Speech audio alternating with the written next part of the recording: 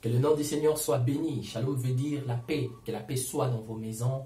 Que la paix vous accompagne dans cette nouvelle année. Nous sommes heureux et reconnaissants à Dieu de nous accorder d'entrer dans cette nouvelle année. Alors, dans cette nouvelle année, nous, dans le cadre de notre plateforme La Croix Ma Vie, nous avons choisi d'ouvrir cette année avec une série de missions autour du Saint-Esprit dans le cadre de notre émission principale qui est la dimension Éden. Dans la dimension Éden, nous proposons 3 sujets, un sujet dans 3 directions. La première direction, nous voulons, bibliquement parlant, voir quelle est l'identité de l'homme. Qui es-tu? Qui suis-je? Quelle est l'identité de l'homme? La deuxième direction, c'est de voir quelle est notre mission sur la terre. Pourquoi nous sommes sur la terre? Les arbres sont sur la terre pour purifier l'air. Les éléments sont sur la terre pour maintenir une atmosphère vivable sur la terre. Mais quelle est ta mission? Quelle est la mienne? Je pense que nous y sommes pour faire mieux que ce que l'on fait déjà. Et la troisième dimension dans laquelle nous réfléchissons dans le cadre de cette émission Eden Dimension, c'est d'analyser avec les Écritures à l'appui quelle est la capacité, quelle est la source, d'où nous vient cette capacité afin d'accomplir cette mission. À propos de la capacité, l'apôtre Paul disait par exemple déjà que notre capacité vient de Dieu. Alors, quel est le sujet du jour? Avant de déballer le sujet du jour, je vous invite à faire ça. S'il vous plaît, aimez, partagez et commentez nos contenus, nos vidéos. Ça ne vous coûte rien de faire ça. Laissez un pouce en l'air, mais ça nous booste. Ça nous booste. On sait que l'algorithme de YouTube comprend qu'il doit proposer nos vidéos à un plus grand nombre. Merci parce que vous avez liké et je crois que je lirai vos commentaires après cette émission. Le sujet que je voudrais partager avec vous rapidement, c'est celui-ci. Quelle est la personne et la mission de l'Esprit de Dieu? Quelle est la personne et la mission de l'Esprit de Dieu? Et pour cela, je voudrais que nous puissions lire, nous allons lire ensemble quelques textes des Écritures et cela va nous permettre de saisir les 2 points de notre sujet. Commençons avec la personnalité de l'Esprit de Dieu. Bien aimé, à propos de l'Esprit, nous devons être sincères. Nous aimons le Saint-Esprit. Mais cependant, le Saint-Esprit demeure la personne la moins connue dans la famille chrétienne, dans la famille spirituelle. Certains, par exemple, pensent que l'Esprit de Dieu est une puissance. D'autres, ils le prennent pour l'onction. D'autres le prennent pour la force de Dieu. D'autres le prennent pour le souffle de Dieu. Donc, par l'ignorance et l'incrédulité, on est allé au point de chosifier le Saint-Esprit. Nous allons voir aujourd'hui que cela n'est pas le cas. L'Esprit de Dieu n'est pas une chose, il n'est pas une influence, il n'est pas une force, il est bel et bien une personne. Et voyons cela. Je vous propose pour cela 2 textes des Écritures. Le premier texte, c'est dans les prophéties de Ésaïe. Ésaïe chapitre 11, le verset 1 et 2. Je vais lire cela rapidement. Puis un rameau sortira du tronc d'Ésaïe et un rejeton naîtra de ses racines. L'esprit de l'Éternel reposera sur lui. Esprit de sagesse et d'intelligence, esprit de connaissance et de force, esprit de connaissance et de crainte de l'Éternel. Bien aimé, voici pris dans un ensemble les éléments caractérisant et démontrant et fixant même la personnalité du Saint-Esprit. Parce que vous conviendrez avec moi qu'une puissance ne peut pas donner conseil. Une puissance n'est pas intelligente, n'a pas de l'intelligence. La puissance a besoin d'une intelligence afin qu'elle puisse produire un résultat. Une puissance ne peut pas conseiller. Mais lorsqu'on te conseille, tu peux utiliser une puissance à bon escient. Donc, ces textes d'Ésaïe 11 nous montrent que l'Esprit de Dieu a bel et bien une personnalité, donc c'est une personne. Parce qu'il rend même capable les hommes à craindre Dieu. Parce qu'on a dit quelque part, on l'appelle l'esprit de connaissance et de crainte de l'Éternel. Allons un peu plus loin, prenons notre deuxième texte. Nous sommes dans Actes des Apôtres, chapitre 5. Acte 5, l'apôtre Pierre dit ceci. Pierre lui dit, Ananias, pourquoi Satan a-t-il rempli ton cœur au point que tu mentes au Saint-Esprit? Vous voyez, le contexte ici, c'est quoi? Ananias venait de vendre sa maison, sa terre. Au lieu de ramener le prix, il a pris une partie qu'il a gardée, pensant que personne ne l'a vu. Et il amène une partie, voulant faire croire que c'était la totalité du prix. Et là, l'apôtre Pierre lui dit, Ananias, tu n'as pas menti aux hommes, tu as menti au Saint-Esprit. Bien-aimé, on ne peut pas mentir à une chose. C'est inconcevable pour moi de mentir à cette table. On ne peut pas mentir à une puissance. Ce n'est qu'à une personne que l'on peut mentir. Donc, comprenez que l'Esprit de Dieu est bel et bien une personne. Voyons maintenant notre deuxième point. La mission de l'Esprit de Dieu. En vue de comprendre la mission de l'Esprit de Dieu, je vous propose un petit résumé de la mission de Christ. Je vais sortir un des aspects principaux de la mission de Christ et partant de là, nous comprendrons ce qu'est la mission de l'Esprit de Dieu. Quelle a été la mission de Christ?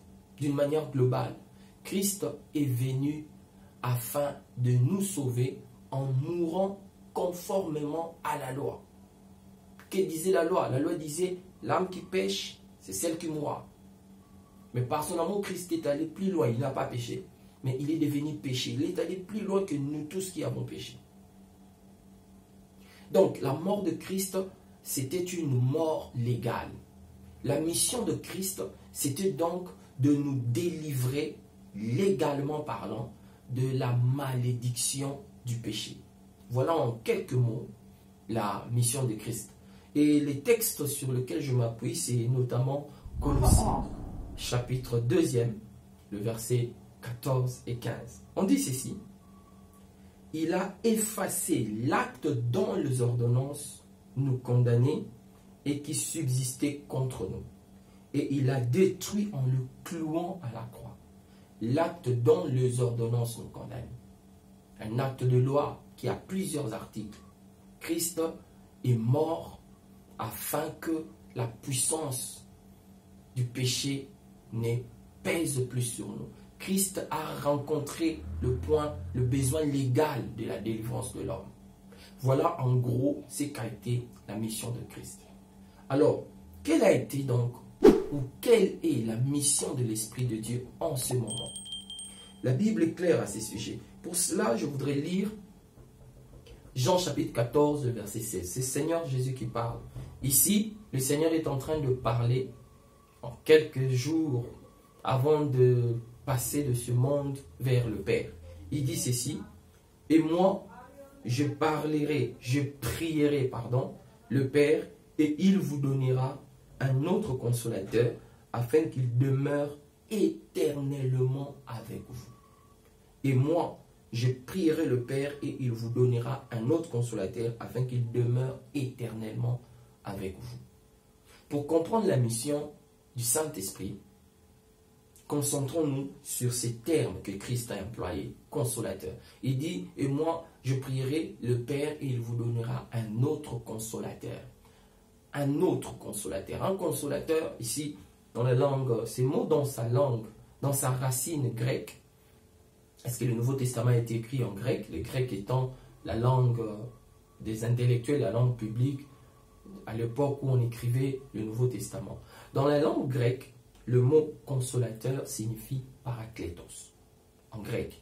Et vous savez avec moi peut-être, la langue grecque, comme beaucoup de langues de cet ancien temps, notamment le latin, c'était des langues par lesquelles on pouvait dire beaucoup de choses, mais avec très peu de mots.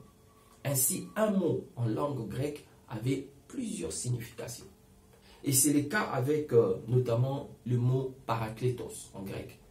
En grec, le mot parakletos a plusieurs définitions.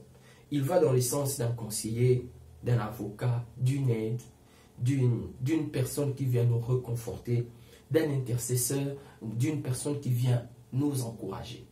Donc, quand nous analysons les contenus de ces contextes, de ces concepts de parakletos, nous apercevons deux aspects de la mission de l'Esprit.